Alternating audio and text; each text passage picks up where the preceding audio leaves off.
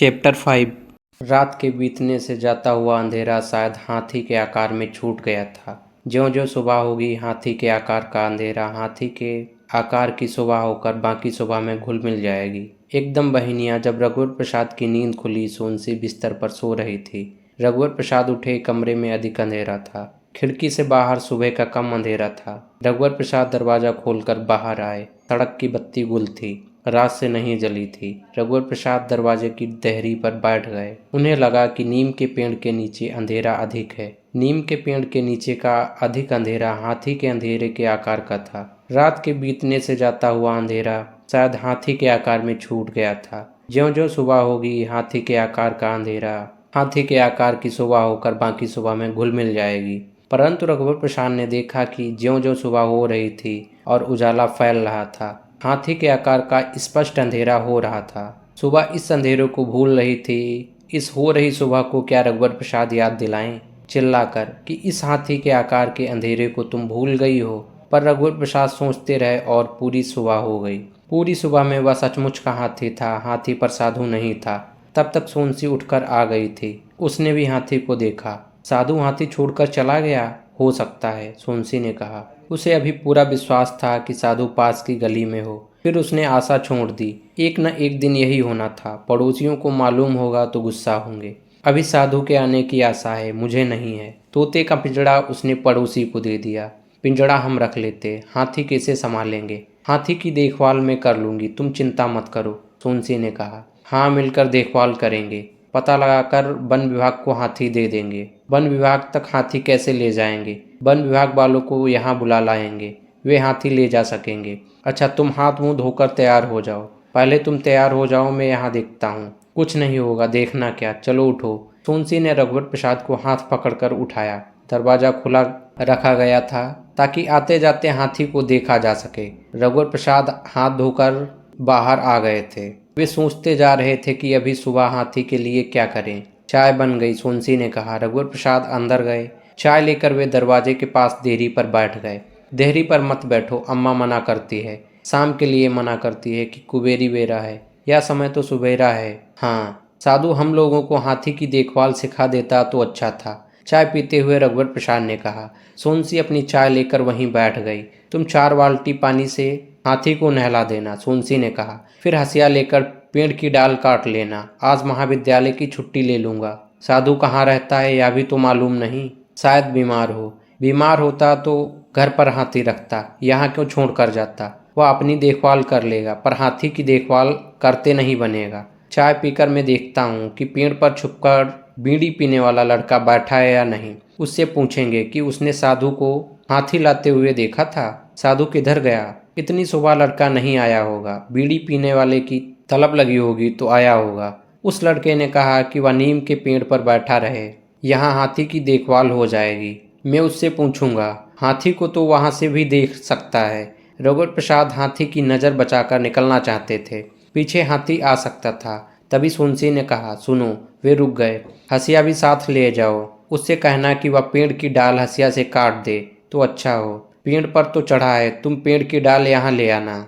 हाँ, ठीक रहेगा। सोनसी ने हसिया लेकर रघुवर प्रसाद सड़क के किनारे से बढ़े। पैजामा बनियान पहने थे, परंतु हाथी ने उनको देख लिया। हाथी धीरे धीरे चलते हुए उनके पीछे हो लिया। सोनसी देख रही थी, वह डरी नहीं। पेड़ पर चढ़े लड़के ने रघुवर प्रसाद को बताया कि हाथी उनके पीछे आ रहा है। रघुवर प्रसाद ने मुड़कर देखा। वे पेड़ के नीचे गए। उन्होंने लड़के से पूछा, तुम यहाँ कब से हो? मैं यहाँ बहुत पहले से हूँ, नींद खुल गई थी। साधु को हाथी छोड़कर जाते हुए देखे थे? हाँ, उसने हाथी को प्यार किया था। किधर गया? इधर, उसने इशारा से किया। अच्छा, तुम हाथी के लिए पेड़ की पतली डाल तोड़ दो सकोगे? हाथी भूखा है, मैं हसिया लाया हूँ। लड़का पेड़ से थोड़ा नीचे उतरा। रघुवर प्रसाद ने हाथ ऊंचा कर उसे हसिया पकड़ाया। वह फिर चढ़ गया। हाथी वहां आ गया था। लड़का पेड़ की डाल काट कर गिराने लगा। रघुवर प्रसाद पीछे हट गए थे। पेड़ की डालों को देख हाथी समझ गया था कि यह उसके लिए है। हाथी उसकी तरफ बढ़ा। हाथी को खाता देखकर रघुवर प्रसाद खुश हो गए। पेड़ पर चढ़ा लड़का भी खुश था। उधर सोनसी भी खुश थी। तह गुनगुना रही थी और थोड़ा थिरक रही थी। सड़क अभी तक सुनसान थी। दूर से बैलगाड़ी के आने की आवाज़ सुनाई दे रही थी। सुबह का सब कुछ सुनाई और दिखाई देने लगा था। हाथी के खाने का जब तक जुगाड़ नहीं था, सुबह में रुकावट थी। सोनसी वहां आ गई। डाल को अपने हाथ से हाथी को खिलाने लगी। बस हो गया, रघुवर प्रसाद ने लड़के से कहा। लड़का नीचे उतर आया। वह अपने हाथ से हाथी को खिलाने लगा। रघुवर प्रसाद भी खिलाने लगे। सोनसी को घर का काम करना था, वह लौट आई। रघुवर प्रसाद ने लड़के से पूछा था, तुम अभी पेड़ पर रहोगे ना? हाँ, पेड़ पर रहूंगा। हाथी के खाने के लिए अभी बहुत है, मैं जाऊं? उन्होंने लड़के से पूछा। हाँ, लड़के ने रघुवर प्रसाद को हंसिया लौटा दिया था। घर आकर रघुवर प्रसाद फिर देहरी पर दरवाजे से टिककर बैठ गए। वे हाथी को आता हुआ देख रहे थे। सोनसी खाना बनाने की तैयारी कर रही थी। जाओ, तालाब से नहाकर आ जाओ। मैं कब की नहा चुकी। मैं हाथी को देख रहा हूँ, वह क्या करता है। उसका पेट भर गया है, उसकी चिंता नहीं है। इधर उधर ना चला जाए, गड़बड़ तो नहीं होगी? नहीं होगी, हाथी समझदार है। तुम टेम्पो से महाविद्यालय चले जाना। अच्छा, मैं नहा कर आता हूँ, हाथी का ध्यान रखना। हाँ, रखूंगी। रघुवर प्रसाद की चड्डी बनियान चारपाई पर रखी थी। कपड़े और अंगोछा भी लेकर वे खिड़की से कूद गए। गोबर से लिपी पगडंडी पर वे भागते जा रहे थे। जाते समय बूढ़ी अम्मा नहीं दिखाई दी। लौट रहे थे तब एक पेड़ के नीचे बैठी थी। बूढ़ी अम्मा, क्या कर रही हो? रघुवर प्रसाद ने पूछा। ठहर ठहर, बूढ़ी अम्मा ने भागते हुए रघुवर प्रसाद को रोका। बूढ़ी अम्मा के हाथ में ताजी पत्ती से बना एक दोना था। उसमें 2 बतासे थे। बूढ़ी अम्मा ने गरम गरम इसे चुवाया हो। बतासे से ताजी गंध आ रही थी। इसे खा ले। बूढ़ी अम्मा ने बतासा तोड़कर रघुवर प्रसाद को खिलाया। ले जा, सोनसी को दे देना, दोना पकड़ाते हुए बूढ़ी अम्मा ने कहा। रघुवर प्रसाद दोना लेकर भाग गए। आधा बतासा रास्ते में फिर खाया। कमरे के अंदर घुसते हुए उन्होंने खुले दरवाजे से देखा था। हाथी नीम के पेड़ के नीचे खड़ा था। सोनसी को दोना पकड़ाते हुए उन्होंने कहा, बूढ़ी अम्मा ने दिया है, खा लो। मैंने खा लिया है। सोनसी ने आधा बतासा खाया और आधा बचा रघुवर प्रसाद को दिया तो उन्होंने खा लिया। पड़ोस में ताला बंद था, इसीलिए अच्छा था। घर के सामने एक छुट्टा हाथी से खतरा हो सकता था। उसकी हल्की टक्कर से दीवार भरभराकर गिर सकती थी। उसकी समझदारी पर एक सीमा तक विश्वास किया जा सकता था। जो समझदारी थी वह सिखाई हुई समझदारी थी। इस सिखाई हुई समझदारी पर ही विश्वास किया जा सकता था। इसके अलावा जो था उस पर विश्वास नहीं था। हाथी पेड़ के नीचे खड़ा हुआ चुपचाप था, साधु नहीं था। रघुवर प्रसाद तो नहा चुके थे। सोनसी ने कहा, हाथी नहीं आया, तालाब ले जाते तो अच्छा था। महाविद्यालय के आगे के तालाब में वह नहाता है। उसका नहाने का मन हो रहा होगा। अपने मन से जाकर नहा क्यों नहीं लेता? हम उसे रोक तो नहीं रहे हैं। सोनसी ने कहा, यहीं खड़ा रहे तो अच्छा है, चला गया तो चिंता होगी। महाविद्यालय की छुट्टी ले लेता हूँ। वैसे मैं हाथी की देखभाल कर लूँगी। तुमसे नहीं बनेगा। छुट्टी का आवेदन पत्र विभागाध्यक्ष को दे आता हूँ। वे नहीं मिले तो आवेदन पत्र देने महाविद्यालय जाना होगा। कैसे जाओगे? हाथी देखेगा तो वह पीछे आएगा। उनका घर भीड़भाड़ वाले मोहल्ले में था। हाथी का वहां जाना ठीक नहीं है। छुट्टी का आवेदन पत्र लिखने के बाद रघुवर प्रसाद ने दरवाजे से झांककर हाथी को देखा। हाथी घर की तरफ नहीं देख रहा था। सड़क की इक्का दुक्का हलचल उस पर ध्यान होगा। मैं जा रहा हूँ, उन्होंने धीरे से कहा। हल्के से दरवाजा खोला। पैर दबाकर घरों के किनारे किनारे वे चले। कुछ दूर जाने के बाद देखा कि हाथी वहीं खड़ा था। तेजी से विभागाध्यक्ष के घर की ओर वे बढ़े। मन हुआ कि दौड़ते हुए जाएं तो समय बचेगा। आवेदन पत्र कमीज की ऊपर की जेब में था। वे दौड़ने लगे। जेब के चिल्लर बज रहे थे। दौड़ने से गिर न जाएं इसीलिए बाएं हाथ से जेब दबाए वे दौड़ रहे थे। विभागाध्यक्ष जलेबी का पूड़ा पकड़े सड़क की दूसरी ओर से घर आ रहे थे। रघुवर प्रसाद को उन्होंने दौड़ते हुए देखा। उन्हें लगा कि क्या बात है। रघुवर प्रसाद ने विभागाध्यक्ष को नहीं देखा था। वे विभागाध्यक्ष के घर की ओर मुड़े तो रघुवर प्रसाद ने आवाज़ दी, रघुवर प्रसाद, रघुवर प्रसाद। रघुवर प्रसाद ने आवाज़ नहीं सुनी। पास एक आदमी जा रहा था। वह समझ गया था कि दौड़ने वाले को आवाज़ दी जा रही है। ना तो वह रघुवर प्रसाद को जानता था, ना विभागाध्यक्ष को। सहायता की दृष्टि से उसने रघुवर प्रसाद से कहा, रघुवर प्रसाद। सुनकर रघुवर प्रसाद ठहर गए। वे विस्मय से आदमी को देख रहे थे। आपको बुला रहे हैं, उसने विभागाध्यक्ष की ओर इशारा किया। रघुवर प्रसाद ने विभागाध्यक्ष को देखा तो विभागाध्यक्ष ने हाथ उठाया। क्या बात है रघुवर प्रसाद? चिंतित से विभागाध्यक्ष ने पूछा। आज की छुट्टी का आवेदन पत्र देना था सर। सब ठीक तो है ना? रघुवर प्रसाद कुछ कहते कहते रुक गए। चलो घर पर बैठते हैं, जलेबी ठंडी हो रही है। नहीं सर, मुझको जल्दी है। किस बात की जल्दी? कुछ नहीं सर। आवेदन पत्र उन्होंने विभागाध्यक्ष को दिया। जलेबी नहीं खाओगे? नहीं सर। छुट्टी लेकर क्या खिड़की के पीछे घूमने जाओगे? नहीं सर। अच्छा, थोड़ी देर में मैं तुम्हारे घर आता हूँ। नहीं सर, सब ठीक है। सब ठीक है तो छुट्टी क्यों ले रहे हो? विभागाध्यक्ष ने कहा। वैसी बात नहीं है, कहकर रघुवर प्रसाद तेजी से मुड़े। मुड़कर 2 कदम बाद उन्होंने सर कहा। यह सर उन्हें पहले कही हुई बात के साथ कहना था कि बात है पर वैसी बात नहीं है सर। जो कहने में छूट गया था बाद में निकला। बाद में निकले सर के कारण विभागाध्यक्ष ठहर गए थे कि रघुवर प्रसाद कुछ कहेंगे। इस सर को उन्होंने कुछ कहेंगे का पहला शब्द समझा। रघुवर प्रसाद बिना कहे चले गए। विभागाध्यक्ष ने सोचा कि रघुवर प्रसाद झंझट में हैं। वे पूछेंगे कि सर कहने के बाद उन्होंने आगे कहा क्यों नहीं। लौटते समय भी रघुवर प्रसाद कुछ दूर तक दौड़े, फिर थक जाने के कारण नहीं दौड़े। बाद में वे धीरे लौटे। उन्हें हाथी दूर से दिख गया था। वे अभी भी कुछ छुपकर लौट रहे थे। हाथी ने रघुवर प्रसाद को देख लिया था। वह रघुवर प्रसाद की तरफ नहीं बढ़ा। शायद हाथी ने सोचा होगा कि रघुवर प्रसाद उससे दूर नहीं, पास आ रहे हैं। कितने दिन हो गए में ही रहने देना चाहिए। दिन को गिनती में नहीं समझना चाहिए, किसी को भी नहीं। गिनती चारदीवारी की तरह है जिसमें सब मिट जाता है, अंतहीन। जैसे का भी गिनती में अंत हो जाता है। जो गिना नहीं गया उसका विस्तार में अनंत रहता है कि वह कभी भी कहीं भी है, चाहे कितना छोटा या कम क्यों न हो। अभी सुबह से घर के सामने का हाथी कब से है? हो गया था। सुबह बीती थी या ऐसी बीती थी कि रोज की सुबह अलग लग रही थी। रघुवर प्रसाद हाथी को हमेशा की तरह देख रहे थे। हाथी ने रघुवर प्रसाद को हमेशा की तरह देखा होगा। सोनसी हमेशा की तरह घर का काम करते हुए हाथी को देख जाती थी। स्वाभाविक तौर पर उसकी मन स्थिति ऐसी थी कि वह खुद खुशी से भरी रहती। हाथी का सुख हाथी की चिंता से बड़ा था। रघुवर प्रसाद घर के अंदर घुसे। उन्हें आते ही सोनसी ने कहा, खाना थोड़ी देर में बन जाएगा, पर मैं महाविद्यालय नहीं जाऊंगा। छुट्टी का आवेदन पत्र मैंने विभागाध्यक्ष को दे दिया है। भूख नहीं लग रही? लग रही है। गरम गरम खा लेना।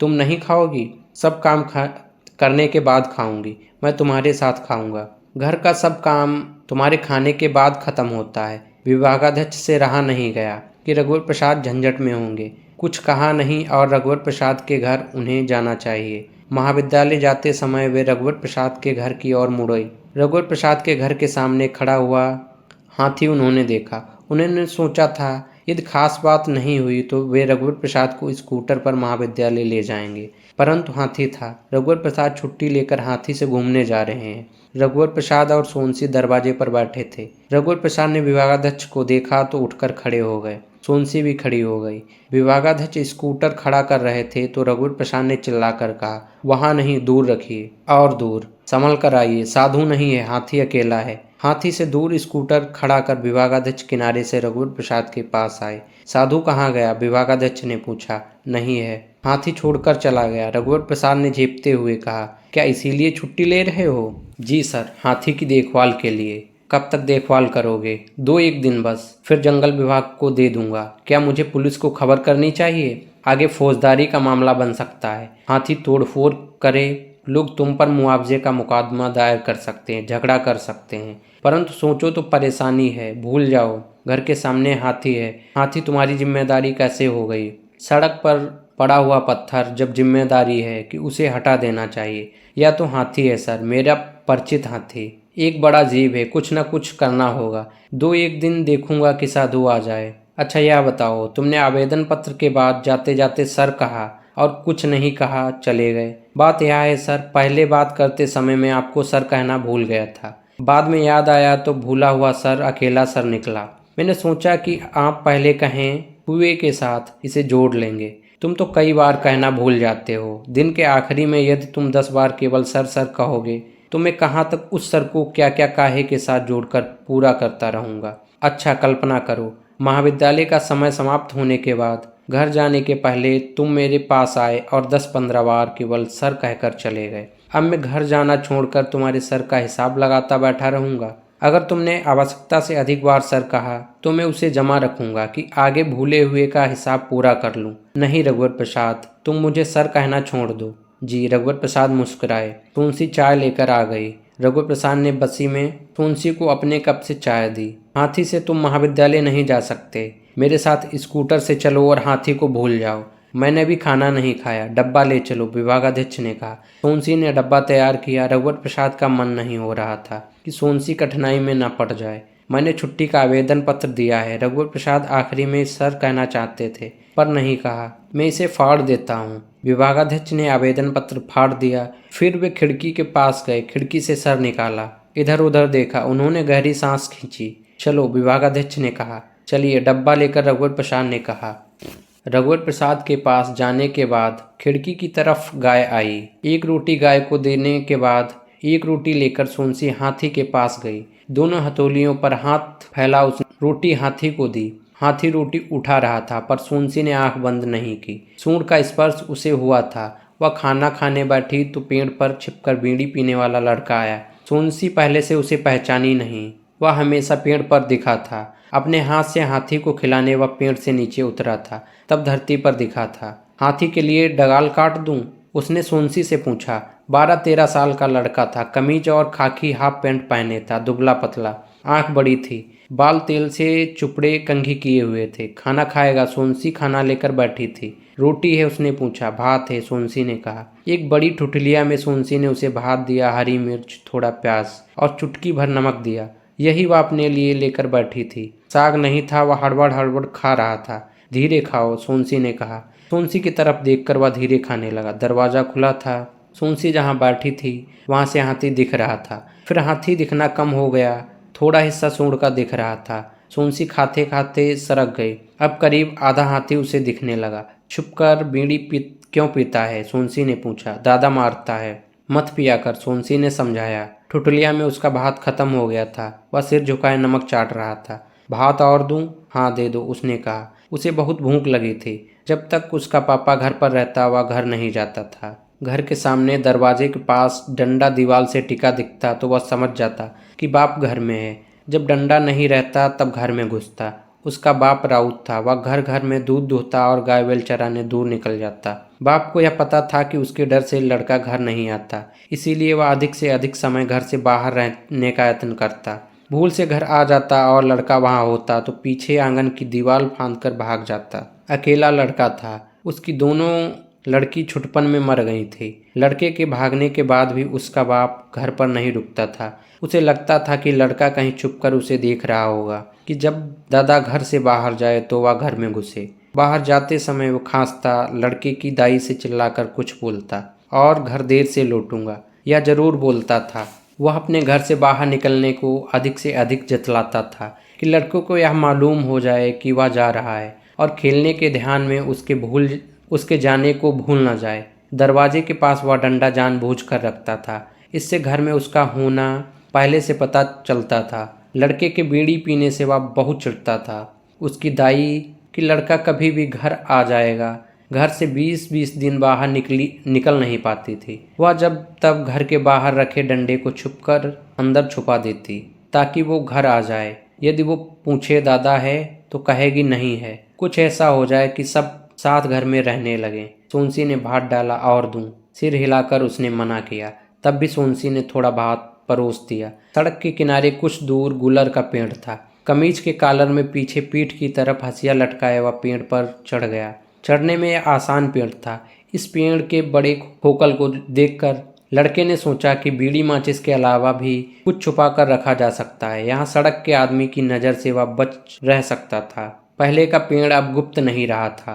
पेड़ बदलते रहना चाहिए। यह पेड़ घना था। इसका तना मोटा था, ऊंचा अधिक नहीं था। जब डालियाँ काटकर वह गिराने लगा तो सोनसी भी वहां पहुंच गई।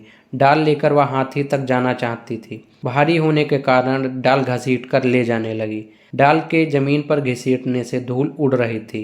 हाथी तक वह पहुंच नहीं पाई थी कि हाथी उसकी ओर आया। हाथी के लिए डाल छोड़वा हट गई। हाथी गुल्लर की हरी भरी डाल चाव से खा रहा था। दादा आ रहा है, पेड़ के ऊपर से लड़के ने कहा। कहाँ है? डंडा लेकर आ रहा है। सोनसी ने देखा एक कमजोर दुबला पतला आदमी था। सिर पर अंगोछा बांधे था। आजू बाजू इधर उधर देखता जा रहा था। शायद अपने लड़के को ढूंढ रहा था। अगर उसे मालूम होता कि उसका लड़का पेड़ों में रहता है तो वह पेड़ों को देखता। ऐसे में गूलर में बैठा हुआ लड़का दिख जाता। सोनसी का मन हुआ कि उसे बतला दे यहाँ गूलर के पेड़ पर उसका लड़का है। उसके हाथ में डंडा नहीं होता तो शायद बता देती। सोनसी को कई बार का देखा हुआ वह लग रहा था। सोनसी अपना फटा पोलका और सुई धागा लेकर आई थी कि गुल्लर के पेड़ के पास बैठकर पोलका सीती रहेगी और हाथी को देखती रहेगी। घर का दरवाजा उसने उकड़ा दिया। अपने दादा को घर से दूर जाते देख लड़के का मन घर जाने का हो रहा था। उसने पेड़ के ऊपर से कहा, हो गया, अब नहीं काटता। हंसिया उसने नीचे गिराया। नीचे उतरते ही वह घर की तरफ भागा। उसने सोनसी से चिल्लाकर कहा था, घर जा रहा हूँ। सोनसी जमीन पर पड़ा हंसिया उठा रही थी। हाथी गूलर के पेड़ के नीचे डालों को खा रहा था। सोनसी हटकर एक पत्थर पर बैठी पोलका सीने का काम कर रही थी। हाथी को ताकते हुए उसे छोटू की याद आने लगी थी। वह जिम्मेदारी से हाथी को देखने का काम कर रही थी। देखने के अतिरिक्त वह और क्या कर सकती थी। खाली समय में उसे घर की बहुत याद आने लगती थी। याद में उसने अपने पिता रघुवर प्रसाद के पिता जैसे दिखते थे। वह अपनी माँ को याद करती थी और रघुवर प्रसाद की माँ को ध्यान में देखती। स्वप्न में वह यहाँ के नीम के पेड़ के पास मायके का मुनगे का पेड़ देखती। मायके के आंगन में ससुराल की बीच कोठरी होती जिसमें रघुवर प्रसाद और छोटू का जन्म हुआ था। मायके के आंगन में लगी तोरई की बेल ससुराल के छप्पर पर फैली रहती। रघुवर प्रसाद के लिए इसी बेल की तोरई का साग यहाँ बनाते हुए अपने को देखती। दोपहर को जागती थी तो सबकी याद आती। नींद में होती तो खुद याद में चली जाती। नींद में उसे याद नहीं आती थी। नींद में वह याद को पा जाती थी।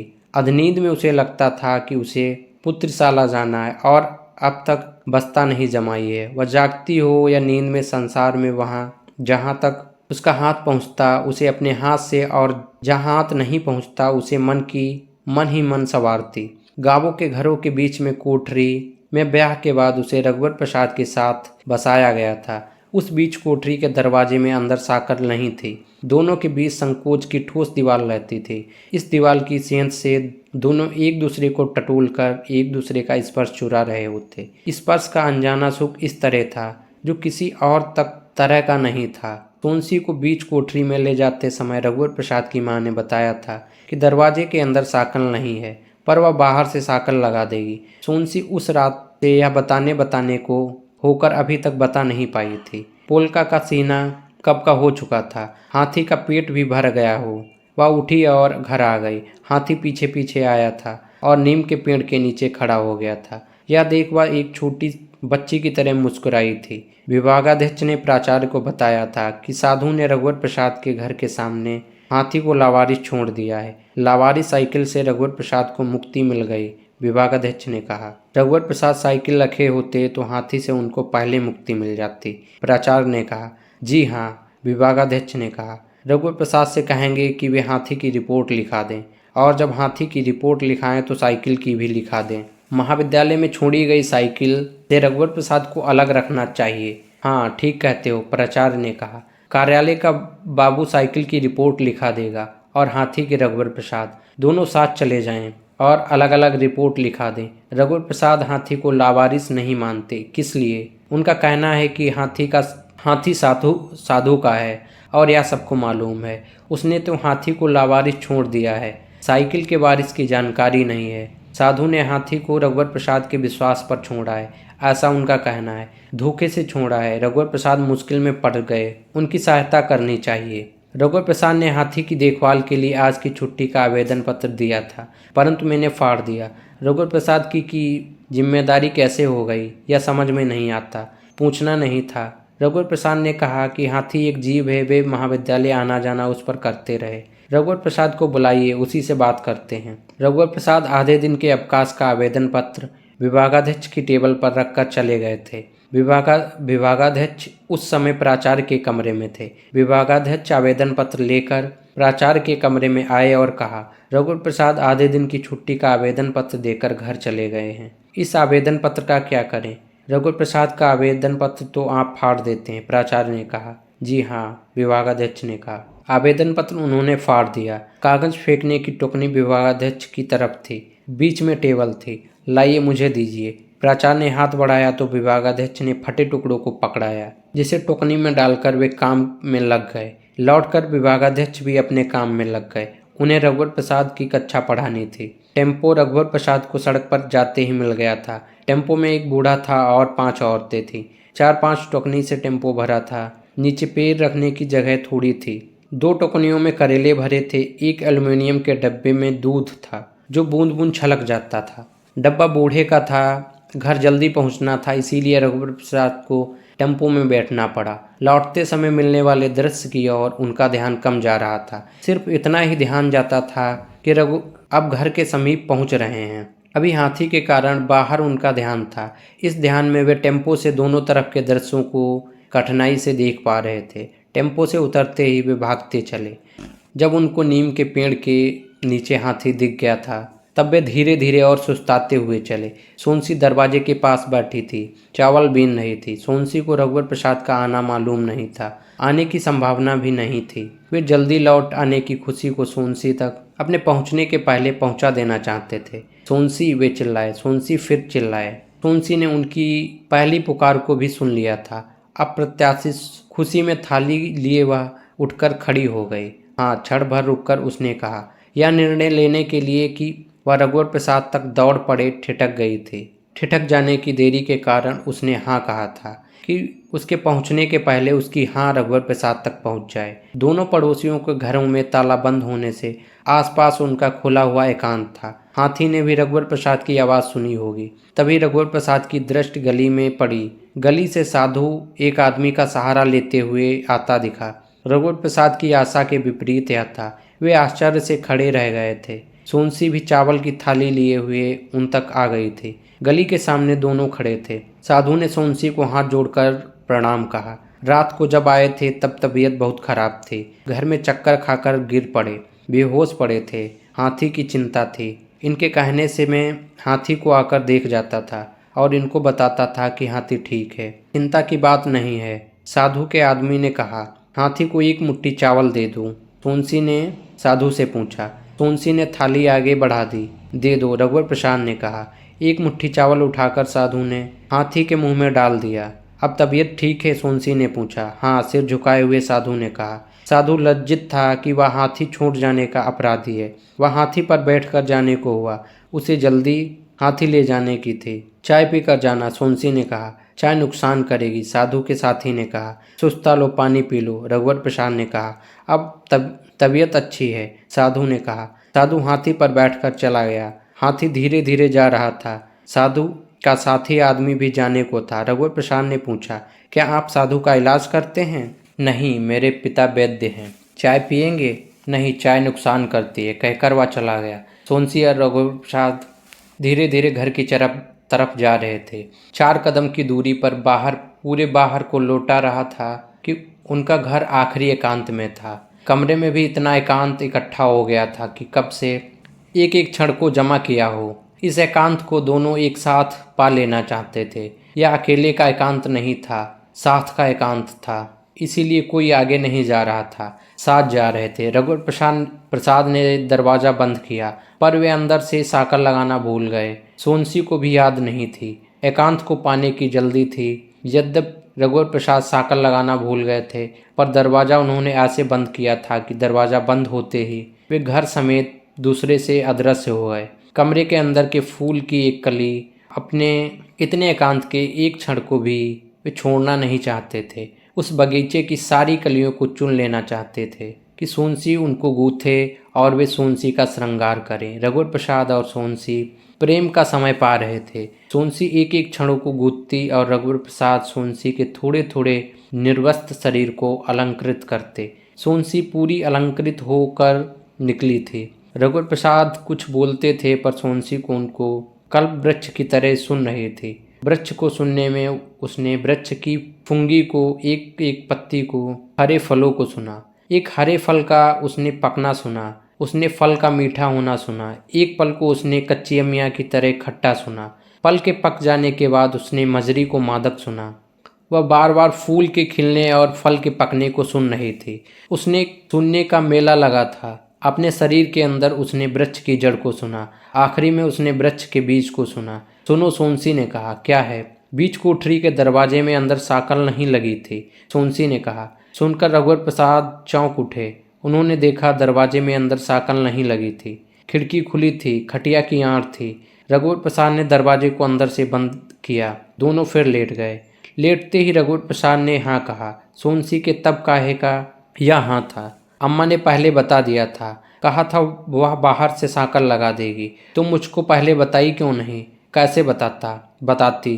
क्या तुमने छपाक की आवाज़ सुनी थी? सोनसी ने फिर पूछा। पहले तालाब चुप था, फिर छपाक बोला था। तालाब ने मछली का उछलना कहा होगा, पर मुझे तालाब में परछाई पड़ने की लगातार आवाज आ रही थी। सोनसी अघाई हुई सी रघुवर प्रसाद के कान के पास करवट लेकर बोली, एक पक्षी तालाब के ऊपर उड़ रहा हो। नहीं, लगातार परछाई पड़ने की आवाज। रघुवर प्रसाद सोचने लगे।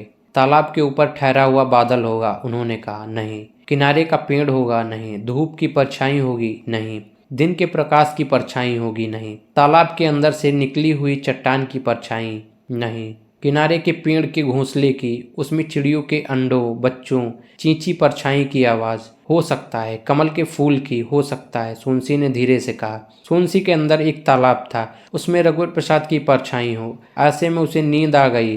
रघुवर प्रसाद भी कुछ और सोच पाते, वो भी सो गए। धीरे धीरे कमरे का उजाला कम होता जा रहा था। हो सकता है कमरे में तालाब की परछाइयां एक एक कर इसलिए उतर कर आ रही हों कि उनकी चर्चा क्यों बंद हो गई। इसीलिए जब कमल की परछाई वहां आई तो कमल जैसा उजाला कम हुआ हो। फिर चिड़ियों के बच्चों की, चिड़ियों के घोंसलों में लौटने का बहरा था, इसीलिए चींची की आवाज़ बहुत थी। फिर पेड़ की, फिर सूर्य के डूबने के गहरे हो रहे आकाश की। जब उनकी नींद खुली तो तालाब में चंद्रमा की परछाई पड़ी। शायद इस छपाक की आवाज़ से उनकी नींद खुली हो। बहुत देर हो गई, सोनसी ने उठते हुए कहा। गाँव में ऊ की मात्रा गुड़िया बहुत दिन से नहीं दिखी। दूसरे बच्चे भी नहीं दिखते। खटिया की आड़ हो गई है, झांकने से हम लोग नहीं दिखते, इसीलिए उन बच्चों ने झांकना बंद कर दिया। मैं खटिया गिरा देती हूँ, कहकर सोनसी ने खटिया गिरा दी। जमीन से बिस्तर उठाकर खटिया पर डाल दिया। सुबह सोनसी पहले उठी, रघुवर प्रसाद सो रहे थे। सोनसी दीवार की तरफ थी। रघुवर प्रसाद के पैताने से वह खटिया से उतरी। खिड़की पर सोनसी की दृष्टि गई। एक सांवली छोटी बच्ची थी। सोनसी ने उसे मुस्कुरा कर देखा। जाते जाते उसने बच्ची के सिर पर हाथ फिराया। जब वह झाड़ू लगा रही थी तब उसने गांव में ऊ की मात्रा गुड़िया सुना। सोनसी ने झांक कर देखा, गुड़िया स्लेट पट्टी लिए खिड़की के नीचे पीठ टिकाए बैठी। सोनसी ने रघुवर प्रसाद को जगाया। उठो, गुड़िया आ गई है। आंख मलते हुए रघुवर प्रसाद उठे और सीधे खिड़की के पास गए। अलसाए, झांक कर पूछा, बा में छोटू की मात्रा बुढ़िया? नहीं, गाँव में छोटू की मात्रा गुड़िया। गुड़िया ने जोर से कहा। रघुवर प्रसाद लोटे में पानी लेकर मुंह को धोने चले गए। बाहर उन्होंने इधर उधर दूर तक देखा। उन्होंने ऊपर पेड़ों और आकाशों की ओर भी देखा। यह सब दिख जाने के बाद वे अतिरिक्त कुछ जाने की आशंका से मुक्त थे। उन्होंने मुंह धोया। खाली लोटा दरवाजे के पास अंदर रखकर पेड़ के पास गए। इस दिनारम में बीड़ी पीने वाला लड़का वहां है या नहीं, वे उसकी परिस्थिति जांच लेना चाहते थे। जो दिख रहा था वह दिन के आरंभ की भर्ती थी। वे हाजिरी ले रहे थे। उन्होंने सूर्य कहा हो और कुछ चढ़ाए सूर्य ने उपस्थिति कहा हो। सूर्य का उपस्थिति कहना रघुवर प्रसाद के ऊपर सुबह की धूप का पड़ना था। ऊपर सीरस के पेड़ को उन्होंने सिर उठाकर झांका। लड़का वहां नहीं था। वे लौटने लगे। तब सुना, मैं यहाँ हूँ। रघुवर प्रसाद ने आसपास के पेड़ों को देखा, वहां नहीं आया। उन्हें लगा गुल्लर के पेड़ से पुकारा गया है। तब भी उन्होंने पूछा, कहाँ हो? गुल्लर के पेड़ में। रघुवर प्रसाद सड़क से नीचे उतरकर गुल्लर के पेड़ के पास गए। उस पेड़ में लड़का छुपा हुआ था। तुमने पेड़ बदल दिया? रघुवर प्रसाद ने ऐसे पूछा जैसे उसने अपनी बेंच बदल दी हो। हाँ, लड़के ने कहा। दिनारम को कक्षा में वे उपस्थिति ले रहे थे, पर यह सबको अपनी उपस्थिति देना भी तो जैसे था। पेड़ क्यों बदलते हो? उन्होंने पूछा। यह वाला पेड़ अच्छा है, लड़के ने कहा। पहले में क्या खराबी थी? रघुवर प्रसाद ने इस प्रकार कहा कि ऐसे में तो नुकसान हो जाएगा। एक पेड़ का नुकसान हुआ ना। पेड़ सबको मालूम हो गया था, ऊंचा था। यह पेड़ मुझको मालूम हो गया। किसी को बताना मत। बाद में दूसरे पेड़ में चला जाऊंगा। मैं नहीं बताता। मैंने पेड़ को किसी को नहीं बताया था, पर इस पेड़ को नहीं बदलना। तुम्हारा पता हमको मालूम होना चाहिए। पेड़ बदलोगे तो बता देना। बता दूंगा, लड़के ने कहा। कितना अच्छा था कि इसी दिनारम में अम्मा और छोटू रिक्शे में आते दिखे। अम्मा छोटू ने रघुवर प्रसाद को देखा नहीं था। पेड़ वाला लड़का अम्मा और छोटू को पहचानता होगा। अगर रघुवर प्रसाद उससे बात नहीं कर रहे होते तो वह रघुवर प्रसाद को पहले बता देता। रघुवर प्रसाद रिक्शा की ओर भागे। वे रिक्शे तक पहुंचे, तब तक रिक्शा घर के सामने खड़ा हो गया था। सोनसी को भी मालूम नहीं था। छोटू एक झोला लेकर उतरा। छोटू निराशा लग रहा था। बस में ऊँघते आया होगा। फिर अम्मा उतरी। छोटू ने रघुवर प्रसाद को देख लिया। रघुवर प्रसाद रिक्शे के पास पहुंचते ही सोनसी को चिल्लाए, अम्मा आई हैं। जब रघुवर प्रसाद अम्मा के पैर छू रहे थे तभी छोटू ने रघुवर प्रसाद के पैर छुए। छोटू का सिर रघुवर प्रसाद के सिर से टकराया।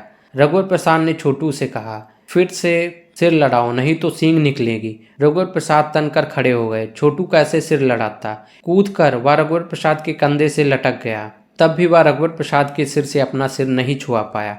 जब रघुवर प्रसाद झुके तब छोटू ने सिर झुकाया। रिक्शे वाले को पैसे देते देते अम्मा ने रघुवर प्रसाद को आशीर्वाद दिया था। रघुवर प्रसाद ने भी छोटू को खुश रहो का आशीर्वाद कहा था। अम्मा ने आशीर्वाद में जो कहा था वह बुदबुदा कर कहा। रघुवर प्रसाद सुन नहीं पाए थे। उनका ध्यान भी नहीं था। सोनसी आ गई थी।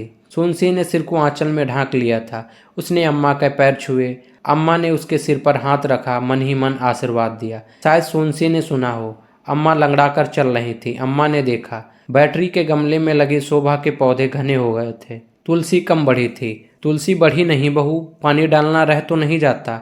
बराबर पड़ता है अम्मा, जब मैं डालती तब। रघुवर डाल देते हैं ना। हाँ अम्मा, पिछले महीने रघुवर डाला था। हाँ अम्मा। अब कब डालेगा। सोनसी को छोटी बच्ची के तरह गले लगाकर अम्मा ने पूछा। अभी समय है, धीरे से सोनसी ने कहा। पिताजी नहीं आए। सोनसी ने पूछा। वहाँ का काम भी देखना पड़ता है। तुम लोगों को देखने का मन था। छोटू के पिता ने भेजा है, 2 दिन रहकर चले जाएंगे। तुम लोगों को लड़का बच्चा हो जाए तो उनका मन काम छोड़कर आने को करे। अम्मा कम से कम हफ्ता भर रुक जाती। रघुवर प्रसाद ने कहा। नहीं, तेरे पिता को खाने पीने की तकलीफ हो जाती है। चूल्हा में बनाएंगे खाएंगे। छोटू की पढ़ाई नहीं हो रही है, स्कूल बंद है। काहे के लिए बंद है। रघुवर प्रसाद ने पूछा। 4-5 दिन से रोज 1-2 सांप निकल रहा था। एक लड़के के बस्ते के अंदर घुस कर बैठ गया था। आखिर मास्टर ने छुट्टी कर दी। सोनसी ने बोरा बिछा दिया था। उसमें लेटते लेटते अम्मा ने पूछा। हाथी आता है। कल परसों छोटू को उस पर जरूर बैठा देना, इसी लालच में साथ आया है। कभी कभी आता है। साधु की तबीयत खराब है, 2-4 दिन ना आए। रघुवर प्रसाद ने कहा। दोनों पड़ोसी के यहाँ ताला लगा है, कई दिनों से नहीं है। सोनसी ने कहा। आ जाते तो उनसे भी मिलना हो जाता। जितना पूछना था अम्मा ने सब पूछ लिया। सोनसी चाय बनाकर ले आई थी। चाय पीकर अम्मा फिर लेट गईं। सोनसी अम्मा के पास बैठ गई। अम्मा लंगड़ा क्यों रही थीं। पैर दुख रहा है, दवा दूं। सोनसी ने धीरे धीरे पैर दबाने लगी, पर अम्मा ने मना कर दिया। सवेरे सवेरे पैर दबाना अच्छा नहीं लगता। घुटने में दर्द है। वहाँ घर से नहा धोकर निकली थी। 3 बजे रात को नहा ली थी। पहली बस पकड़नी थी। छोटू भी नहा लिया है। तुम चौका रसोई का काम करो, मैं थोड़ी देर लेटूंगी। बहू, झोले में 2 छोटी लौकी रखी हैं, साग के लिए निकाल लेना। सोनसी को याद आया। वह कपड़े में बंधे सोने के कड़े ले आई। अम्मा के पास बैठ गई। अम्मा सो गई क्या। सोनसी ने पूछा। नहीं, क्या है। सोनसी ने अम्मा के हाथ में कड़े पकड़ा दिए। क्या है। कड़े हैं, बूढ़ी अम्मा ने दिए हैं। अम्मा ने कड़े देखे। वह बहुत खुश हो गई। अच्छा है, संभाल कर रख दे। सोनसी कड़े की पोटली कैलेंडर के पीछे खीले में फिर टांगने जा रही थी, पर अम्मा ने कहा, संभाल कर रखने को कहा था तो पेटी में रखने लगी। बहू, कड़े पहनकर तो दिखा। अम्मा ने लेटे लेटे फिर कहा। सोनसी ने कड़े पहन लिए। कुछ देर बाद अम्मा ने कहा। हाँ अम्मा, तू दिखाई क्यों नहीं। अम्मा ने कहा। वह अम्मा के पास खड़ी हो गई। अम्मा उठकर बैठ गई। सोनसी के दोनों हाथ पकड़कर अम्मा ने कड़े देखे। कड़े के अलावा भी तो कुछ रोज की कंघी चोटी का साज श्रृंगार था। अम्मा ने देखा। सूर्य रोज निकलता था, आज भी निकला था। सोनसी नित नई सुबह थी। आज की सुबह भी नित नई सुबह थी। अब कड़ा मत उतारना, पहनी रहना, अम्मा ने कहा। खिड़की से हवन की सुगंध आ रही थी। जिधर बरगद का पेड़ था उधर से हवा आ रही होगी। तीज त्योहार की हवा थी। हवन की सुगंध आ रही थी। अम्मा ने कहा। सांस खींचकर सोनसी ने कहा। हाँ अम्मा। रघुवर प्रसाद ने भी गहरी सांस ली। छोटू वहां आ गया था। देखा देखी उसने भी गहरी सांस ली। आज कोई त्योहार है क्या बहू। कैलेंडर देखना। नहीं है अम्मा, सोनसी ने कैलेंडर देखकर कहा। हवन की सुगंध से रघुवर प्रसाद को बड़ का पेड़ याद आया। सोनसी को भी याद आया कि बड़ के पेड़ के पास शिवलिंग की तरह पेड़ था। छोटू और रघुवर प्रसाद ने खाना खा लिया था। छोटू बाहर चला गया। बीमारी के बाद भी साधु आ गया था। साधु ने छोटू को हाथी पर बैठा लिया था। जब महाविद्यालय जाने के लिए रघुवर प्रसाद निकले तब पीछे सोनसी भी आई। छोटू हाथी से उतरा। रघुवर प्रसाद हाथी पर बैठ गए। उन्होंने साधु से कहा। नहीं आना था, टेम्पो से चले जाते। हाथी को नहलाने धुलाने निकलना था।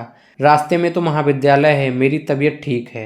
रघुवर प्रसाद और सोनसी ध्यान देने लगे थे कि साधु हाथी को उठने बैठने चलने के लिए क्या कहता है। हाथी चला गया। छोटू कुछ देर वहीं खड़ा रहा। सोनसी अंदर आ गई थी। शाम को जब रघुवर प्रसाद आए तब सोनसी अम्मा के साथ बाहर बैठी थी। सोनसी ने चाय की तैयारी पहले से कर ली थी।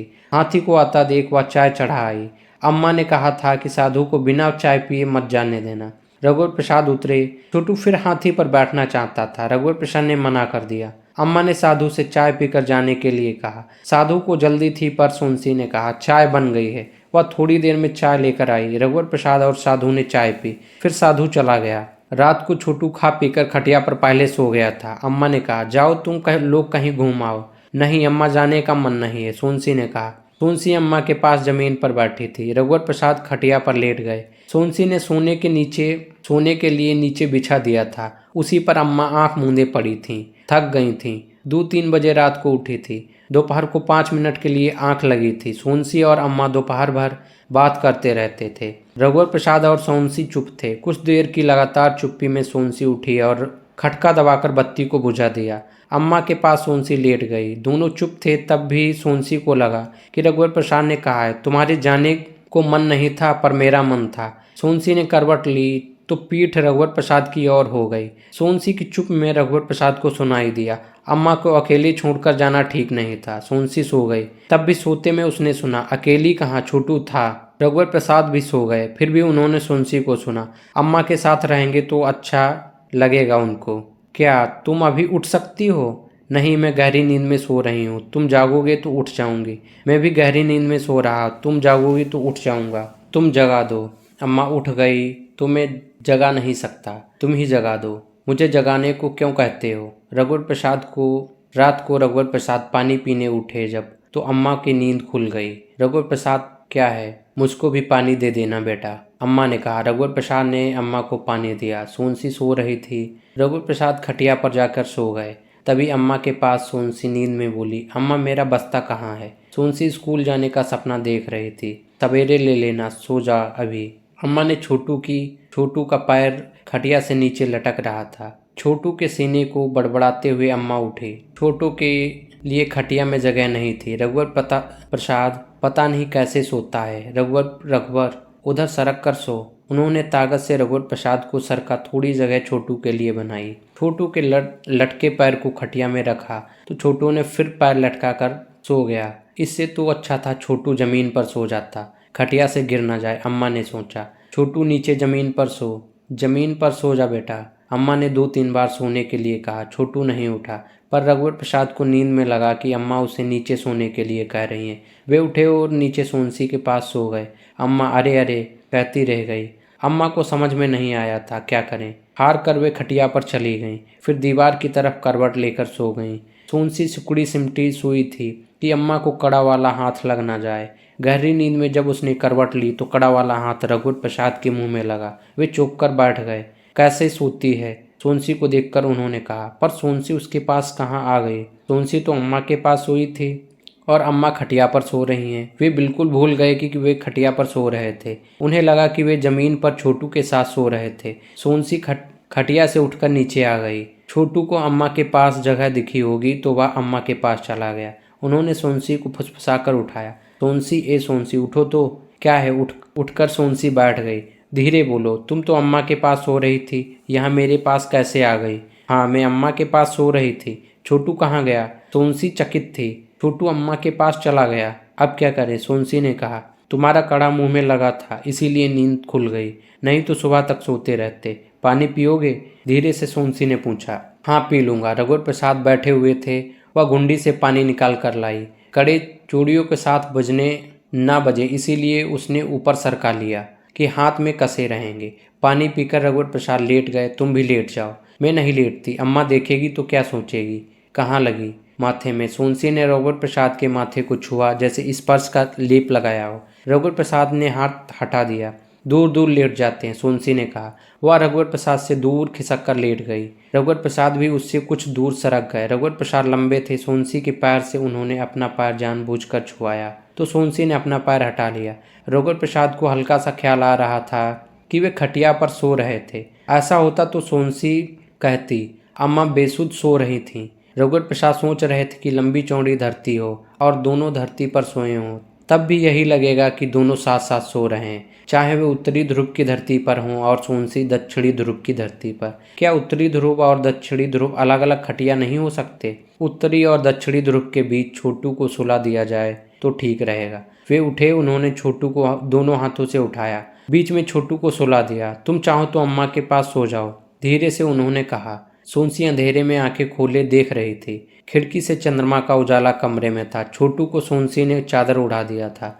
करवट लेते ही रघुवर प्रसाद का पैर सोनसी से छुआया। सोनसी ने अपना पैर नहीं हटाया। रघुवर प्रसाद को नींद आ गई, दोनों सो गए। सोते में सोनसी ने सुना, तुमने पैर नहीं हटाया? सोते हुए रघुवर प्रसाद ने सुना, हाँ। दोनों गहरी नींद में सो रहे थे। सुबह जब अम्मा उठी तो उसने अपने सिवाय सबको जमीन पर सोते पाया। उसने सोचा अब की रात खटिया उठा देंगे और सभी जमीन पर फैलकर सो सकेंगे। अम्मा को किसी को उठाने का मन नहीं हुआ। जब तक सोए सोने दो। अम्मा ने नहीं उठाया था, पर सुबह के उजाले ने सोनसी को उठा दिया। सोनसी को उठते ही अम्मा ने कहना शुरू किया, छोटू खटिया से पैर लटकाकर सोता है। जमीन पर सुलाने के लिए उसे उठाने लगी। वो तो नहीं उठा।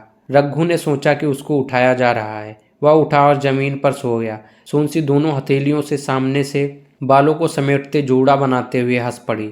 छोटू कब जमीन पर नीचे आ गया? खटिया से गिरा तो नहीं? सोनसी कुछ नहीं बोली। बहू, छोटू खटिया से गिरा नहीं था। नहीं गिरा था, ये उठाकर नीचे सुलाए थे, सोनसी ने कहा। चलो ठीक है, खटिया पर इसको दीवार की तरफ सुलाना चाहिए। नीचे गिरने का डर नहीं रहेगा। रघुवर को उठा दो बहू। दोनों जने तालाब से नहा धोकर आ जाना। छोटू उठेगा तब मैं झाड़ू लगा दूंगी। अच्छा, मैं रघुवर को उठा देती हूँ, अम्मा ने फिर कहा और रघुवर को उठाया। खिड़की पर बच्चे नहीं आए थे। अभी उनके आने का बेरा नहीं हुआ था। सोनसी रघुवर के कपड़े लिए थी। खिड़की से दोनों कूदे। सोनसी पहले कूदी थी। रघुवर पगडंडी में सोनसी के पीछे चल रहे थे। सोनसी के पीछे चलना उन्हें अच्छा लग रहा था। सोनसी किसी दिशा में नहीं जा रही थी, इसीलिए लगता था दिशाएं सोनसी के पीछे चल रही आई हैं। केवल एक दिशा रघुवर प्रसाद के लिए आगे जाते हुए स्वयं सोनसी थी। सामने और आजू बाजू का दृश्य सोनसी के पीछे आने के लिए अपनी बारी में खड़ा था। सोनसी के आगे निकलते ही उधर की धरती, पेड़, पत्ती सोनसी के पीछे आ जाते। जब एक तालाब जो सफ़ेद कमल से भरा था पीछे छूट गया तो रघुवर प्रसाद ने पूछा, किस तालाब में नहाएंगे? इसी तालाब में, सोनसी ने कहा।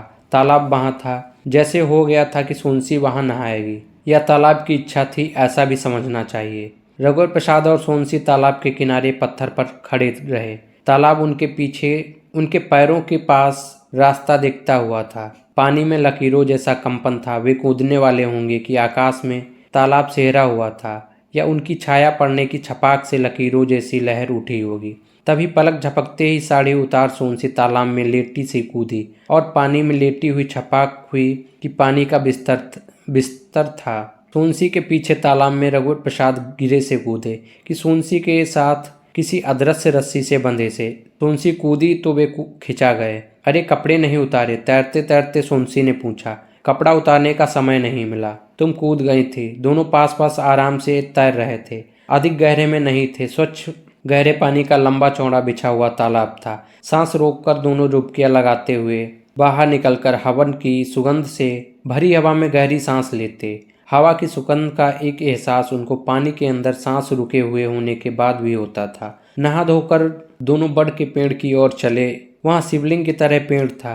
पेड़ के शिखर से लताओं की डाल निकली थी। इन लताओं में अनेक रंगों के फूल थे। हो सकता है वृक्ष में जब फूल चढ़ाए जाते हों तो वे पेड़ में उग जाते हों। यह भी हो सकता था कि अलग अलग समय में फूल के रंग बदलते जाते हों। इस समय सफ़ेद रंग के फूल थे। फूल पेड़ से मुरझाने के पहले कभी गिर कर बिखर जाता था। जिसके पास यह फूल होता उसी के लिए अर्पित लगता था। सोनसी के पास बहुत फूल पड़े थे। सोनसी ने फूल चुने और आंचल में लपेटकर कमर में खोस लिए। रास्ते में बैठे बैठे बोहारते हुए बूढ़ी अम्मा मिली। बूढ़ी अम्मा को देखकर रघुवर प्रसाद को याद आया कि सोनसी के हाथ में कड़े नहीं हैं। कड़े कहाँ हैं? तुम्हारा कपड़े निकालते समय मैंने पेटी में रख दिए थे। बूढ़ी अम्मा सुस्ता लो, सोनसी ने कहा। बूढ़ी अम्मा ने झाड़ू लेकर सोनसी वहाँ झाड़ू लगाने लगी। जल्दी जल्दी उसने आसपास पूरा बौहार दिया था। बस बस, इतनी जगह बची थी, बूढ़ी अम्मा ने कहा। नहा धो लिए? बूढ़ी अम्मा ने फिर पूछा। हाँ अम्मा, दोनों ने कहा। बूढ़ी अम्मा के पास एक छोटी टोकनी मकोए से भरी थी। मुट्ठी मुट्ठी भर मकोए उन्होंने दिया। छोटू भी तो आया है, बूढ़ी अम्मा ने कहा। सोनसी ने कुछ और मकोए लेकर आंचल में बांध लिए। धुले हुए कपड़े सोनसी के कंधे पर थे। उसी पर सोनसी ने बंधे हुए फूल और मकोई की पोटली को लटका लिया था। एक जगह पेड़ों में बंधे दो झूले थे। झूलों में छोटे छोटे बच्चों के कानों के पास मुट्ठी बांधे सो रहे थे। एक छोटी लड़की बच्चों को ताकने के लिए वहां थी। पास ही एक सूखा नाला था। उस नाले में पेड़ से झड़े हुए सूखे पत्ते थे। नाले में भूरे रंग की कई चिड़िया पत्तों को चोंच से पलटकर कीड़ों को ढूंढ रही थी। लड़की एक ध्यान चिड़ियों की तरफ था। हवा से झूले धीरे धीरे हिल रहे थे। दो फैली तनी रस्सी पर पुरानी साड़ी को तहाकर बनाया गया झूला था। तोर दाई कहाँ है? सोनसी ने पूछा। मकोई बीनने गई, लड़की ने शर्मा कर कहा। पेड़ के नीचे टोकनी भर मकोई रखी थी। एक फटे कपड़े से टोकनी ढकी थी। सोनसी का मन हुआ कि वहां दोनों बच्चों को उठाकर अपनी गोद में बैठा ले। पगडंडी पर रघुवर प्रसाद सोनसी के पीछे गए हों। जैसे पैर के चिन्ह छूटते हैं उसी तरह आगे चल रही सोनसी के पीछे सोनसी के चाल की लय के छूटे हुए चिन्ह की तरह सब कुछ साफ दिख रहा था। लय का दृश्य था। तालाब लय का तालाब था। पेड़ लय का था। पेड़ में खिले हुए फूल लय थे। लय की पगडंडी थी। रघुवर प्रसाद के पैरों में चलते हुए थिरकन थे। आकाश से लेकर धरती तक सोनसी और रघुवर प्रसाद का घराना था जो स्थिर था। उसका झूमना स्थिर था। एक बड़ी चट्टान झूमते हुए स्थिर दिख रही थी। रघुवर प्रसाद सोनसी की चाल देखते हुए चल रहे थे। तुम मेरे पीछे क्यों चल रहे हो? सोनसी ने मन ही मन सब जानबूझकर कहा। तुम्हारा चलना देखते हुए चल रहा हूँ, रघुवर प्रसाद ने चुप रहकर मन ही मन उत्तर दिया। झाड़ियों में कपड़े सुखाने के बाद सोनसी कमरे में कूदी। रघुवर प्रसाद पहले कूद गए। अम्मा कहाँ गई? छोटू भी नहीं है। बाहर बैठे होंगे, देर हो गई। हाँ, देर हो गई। झाड़ू लगी थी, अम्मा ने बुहार दिया था। दोनों बाहर आए। छोटू अम्मा के पास बैठा था। छोटू रुकने की जिद कर रहा था और अम्मा कल सुबह की बस से जाने को कह रही थी। छोटू कह रहा था कि अम्मा बस से अकेली चली जाएं, स्कूल खुल गया होगा। अम्मा छोटू से कह रही थी। अम्मा 1-2 दिन रुक जाओ। तब सोनसी ने कहा, जाना पड़ेगा, रघुवर के पिता अकेले दिक्कत होगी। 2 दिन कहकर आई थी। अम्मा जानती थी कि छोटू अभी रुकने को तैयार है। कल जाने के समय रिक्शे में सबसे पहले बैठ जाएगा। अम्मा मान गई कि छोटू रुक जाएगा। छोटू ने कहा कि वह अम्मा को छोड़ने बस स्टैंड तक जाएगा। तू किसके साथ गांव जाएगा? रघुवर प्रसाद ने पूछा। अकेले चला जाऊंगा, छोटू ने कहा। छोटू ने रघुवर प्रसाद से पूछा, आज हाथी आएगा? आज नहीं आएगा, आज इतवार है। साधु की तबीयत भी ठीक नहीं है। वह रहता कहाँ है? छोटू ने पूछा। खैरागढ़ बाड़ा में। कल मैंने उससे पूछा था। वहाँ राजा का खंडहर मकान है। मकान की दालान में वह रहता है और हाथी पेड़ से बंधा रहता है। उधर घूमने चलेंगे? छोटू ने पूछा। तुम तो रुक ही रहे हो, फिर कभी चलेंगे। छोटू ने कुछ नहीं कहा। अम्मा अंदर चली गई और सोनसी ने रघुवर प्रसाद से कहा, अम्मा रुक जाती तो अच्छा था। छोटू का भी मन था। पेड़ पर छुपने वाले लड़के का पिता सड़क पर डंडा लिए सोनसी को दिखा। सोनसी ने रघुवर प्रसाद को बताया, वह आदमी बीड़ी पीने वाले लड़के का पिता है जो डंडा लिए है। उसे तो कई बार देखा है। डंडे वाला आदमी इधर उधर देखते हुए जा रहा था। अपने लड़के को ढूंढ रहा था ताकि पकड़कर घर ले जाए। पकड़कर ले जाने के लिए नहीं, लड़के को दिख जाने के लिए ढूंढ रहा था। लड़का उसे दिख न पाए इसीलिए छुपा हुआ लड़का उसे देख ले, जिससे उसे मालूम हो जाए कि उसका दादा घर पर नहीं है। लड़का बता रहा था कि जब तक उसका दादा घर पर रहता है वह घर नहीं जाता। अपने घर से दूर जा रहा था कि लड़का समझ ले कि वह बहुत देर तक लौटेगा। रघुवर प्रसाद ने कहा। डंडे वाला सतर्कता से इधर उधर देख रहा था। लड़के को यदि वह धोखे से देख ले तो लड़के को पता न चले कि उसने देखा है। रात में जब रघुवर प्रसाद को पढ़ाते थे तब वह डंडा लिए सड़क पर घूमता हुआ दिखाई देता था। बिजली के नीचे पढ़ने वाले लड़कों को पास यूं ही खड़ा हो जाता था। रघुवर प्रसाद सड़क पर पढ़ाते थे इसीलिए उसे कुछ कह नहीं सकते थे। सड़क सबके आने जाने के लिए थी। वहां लड़कों के चारों तरफ कुछ लोग भीड़ लगा ले तो क्या कर सकते थे? मना तो नहीं कर सकते थे। कक्षा में पढ़ाते होते तो मना करते। सड़क पर गाय आकर खड़ी हो जाती थी, पगुराते हुए वहीं बैठ जाती थी। लड़कों के पास गोबर या पेशाब करने लगती थी, तब वहां से हटना पड़ता था। बिजली के खंभों के नीचे पर्याप्त उजाला रहता था। बिना कैंडल के पढ़ाई हो जाती थी और मिट्टी के तेल की बचत हो जाती। बिजली के खंभे को टेबल लैंप की तरह इधर उधर ले जा सकते तो उसको किसी एकांत जगह ले जाते। इतने सारे खंभों में 1-2 खंभे कम हो जाते तो फर्क नहीं पड़ता। सड़क पर अंधेरा होते ही सन्नाटा हो जाता। आदमियों का हल्ला बिल्कुल नहीं था। सड़क के कुत्ते के भौंकने का कभी कभी बहुत हल्ला होता था। रात को आती जाती बैलगाड़ी का ध्यान रखना पड़ता था। गाड़ी चलाने वाले जब ऊँघते तब बैल यद्यप सड़क पर अपनी मर्जी से ठीक ठीक चल रहे होते पर कभी एकदम किनारे हो जाते, फिर उस किनारे से हटते हटते सड़क के दूसरी किनारे और बढ़ने लगते। ऐसे में संभलना पड़ता था। बिजली के खंभे के पास पेड़ थे। पेड़ पर उजाले में कीड़े खाने घुग्गू उल्लू आदि पक्षी बैठे होते। घुग्गू या उल्लू नाम सुन ले इसीलिए लड़के आपस की बातचीत में किसी का नाम न लेते थे। लड़कों को कहना था कि यदि उल्लू नाम सुन ले तो उस नाम को वह याद करता था। जिसका नाम वह याद करता था वह धीरे धीरे दुबला होकर मर जाता था। धोखे से नाम निकल जाने पर राम का नाम लेते थे और बच जाते थे। डंडे वाला आदमी रघुवर प्रसाद को पहचानने लगा था और रघुवर प्रसाद को हाथ जोड़कर जुहार करता था। रघुवर प्रसाद और सोनसी ने देखा कि गुल्लर के पेड़ से लड़का कूदा और भाग गया। वह घर गया होगा, उसने दादा को देख लिया था। रघुवर प्रसाद ने कहा, लड़के के दादा को बुलाकर बात करता हूँ। बात करना पर गुल्लर के पेड़ के बारे में मत बताना। हाँ, रघुवर प्रसाद ने कहा। परंतु रघुवर प्रसाद के बुलाने के पहले छोटू ने उसे आवाज दे दी, डंडा वाले भैया, ओ डंडा वाले भैया। आदमी ने पलट कर देखा। छोटू हाथ हिलाकर बुला रहा था। पास आकर उसने रघुवर प्रसाद और सोनसी को राम राम कहा। अपने लड़के को ढूंढ रहे हो? सोनसी ने पूछा। हाँ भाई, घर नहीं आता। मेरे को बाहर घूमते देख लेगा तो घर चला जाएगा। उसको मारना मत, प्यार से समझा देना। बस एक बार मारा था भाई, बीड़ी पीता है, इसके बाद वह भागता रहता है। मिले तो उसे समझाऊं, घर नहीं आता। छुपकर दूर से देखता रहता।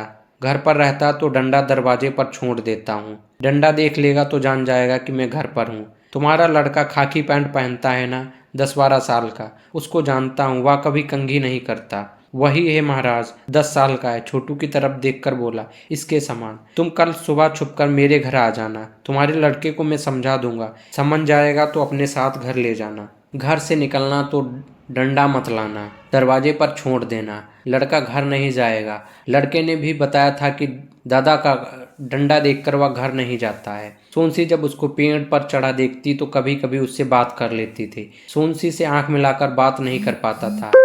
सोनसी पेड़ के नीचे खड़ी हो जाती और खोद खोद कर उससे पूछती, तब बताता था। पेड़ के ऊपर देखते हुए सोनसी को बात करते हुए कोई देखता तो वो यही सोचता कि सोनसी या तो पेड़ से बात कर रही है या चिड़िया से, गिलहरी से भी सोच सकता था। किसी लड़के से बात कर रही या कभी नहीं ध्यान में आता। दोपहर को जब खाना खाने बैठती तब पेड़ को देख लेती थी। लड़का दिख जाता तो उसे खाने के लिए बुला लेती। कभी वह खुद आ जाता। सोनसी को खाने में देर होती तो उसे पहले परोस देती, नहीं तो वह कोने में खाने के लिए सिर झुकाए बैठा रहता। रात को सबके जमीन पर सोने के लिए अम्मा ने खटिया दीवार से सटाकर खड़ी कर दी थी। जमीन पर बिस्तर बिछा दिया था। अम्मा को सुबह 5 बजे की पहली बस से जाना था। अम्मा ने याद कर सोनसी को कड़ा पहनने के लिए फिर कहा था। सोनसी कड़ा पहनी हुई थी। खटिया के पास रघुवर प्रसाद लेटे थे, फिर अम्मा, छोटू, सोनसी। सब जल्दी लेटे थे कि सुबह जल्दी उठना होगा। सोनसी ने पूड़ी बना ली थी सुबह खाने के लिए और रास्ते में छोटू के लिए। अम्मा अभी कड़ा उतार देती हूँ, सोते में छोटू को लग न जाए। सोनसी ने कहा, तू मेरे पास आ जा, छोटू किनारे चला जाएगा। छोटू सोनसी के बाएं तरफ था। सोनसी अम्मा के पास चली जाती तो छोटू सोनसी के दाहिने तरफ रहता। छोटू को तब भी कड़ा लग सकता था। अम्मा, छोटू को अभी भी कड़ा लग जाएगा। सोनसी ने कहा, मैं उधर आ जाती हूँ, तू मेरी जगह आ जाना। अम्मा ने कहा। ऐसे में सोनसी रघुवर प्रसाद के पास चली जाती। अम्मा को यह ध्यान नहीं था। अम्मा उठकर बैठ गई थी कि सोनसी इधर आ जाए, इधर आ जा। अम्मा ने फिर कहा। सोनसी का मन हुआ चुपचाप चली जाए। वहाँ अम्मा, धीरे से फिर सोनसी ने कहा। अम्मा को तब ध्यान आया, अच्छा छोटू को रघुवर के पास कर देते हैं। अम्मा ने कहा। छोटू को रघुवर के पास सरका दिया गया। अम्मा सोनसी के पास चली गई। अब अम्मा को कड़ा ना लग जाए, उससे रहा नहीं गया। अम्मा, तुमको ना लग जाए, कल बस में जाना भी है। अम्मा सोनसी से कुछ दूर सरकती हुई झल्ला कर बोली, नहीं लगेगा, इतनी जगह तो है। किसी को कड़ा लगा था क्या? सोनसी ने चुपचाप दूसरी तरफ करवट ले ली। अच्छा कड़ा उतार दे, सुबह पहन लेना, अम्मा ने कहा। सोनसी ने कड़ा उतार कर अपने तकिए के नीचे रख दिया। रघुवर प्रसाद चुपचाप आंख मूंदे पड़े रहे कि पहले सोनसी सो जाए तब सोएं। छोटू सो गया था और सोनसी अम्मा देर रात तक बात करती रहीं। बीच में बात करते करते चुप हो जाती थी तो रघुवर प्रसाद सोचते कि दोनों सो गई। सोनसी तब पूछती, अम्मा सो गई? सोई नहीं, तेरे को नींद नहीं आ रही हो तो सो जा। मेरा बात करने का जी कर रहा है, पर बात क्या करूं, कुछ पूछो तो बताऊं। अम्मा, तुम्हारी शादी कब हुई थी? तुम कितनी बड़ी थी? सोनसी ने पूछा। 11 साल की थी। शादी के बाद भी गुड़िया का खेल अच्छा लगता था। मायके जाती तब अपनी गुड़िया से बहुत खेलती थी। तेरे से छोटी थी, ससुराल में खेल नहीं पाती थी। माँ बाप की बहुत याद आती, तब रोने लगती। रघुवर के पिता 14 साल के थे। चुप कराते कराते वे भी रोने लगते थे। अम्मा, तुम पाठशाला जाती थी? सोनसी ने पूछा। तो अम्मा हंसी। आंख मूंदे हुए रघुवर प्रसाद भी मुस्कुराया। अम्मा की हंसी सुनकर नींद में छोटू भी हंसा होगा। दूसरी कक्षा तक पढ़ी। बहुत तेरा और पढ़ने का मन हो तो रघुवर से पढ़ लेना। रघुवर के पिता छुपकर मुझे पढ़ाते थे। मेरा भाई तपेदिक से जल्दी मर गए। सास कठोर थी। ससुर मेरे ब्याह के 4 माह बाद मर गए। कैसे मर गए अम्मा? सवेरे दिशा मैदान लौट रहे थे। रास्ते में एक पीपल का पेड़ था। पेड़ के नीचे से निकले तो किसी ने नाम लेकर आवाज दी। अकड़ कर बोले, कौन है? तो कहा, रुक जा। नहीं रुकता कहकर चल आए। बड़ी बड़ी मूछ थी। डंडा रखते थे, पगड़ी बांधते थे। सुबह सुबह का अंधेरा था। कंठडील ले जाना भूल गए थे। घर आए तो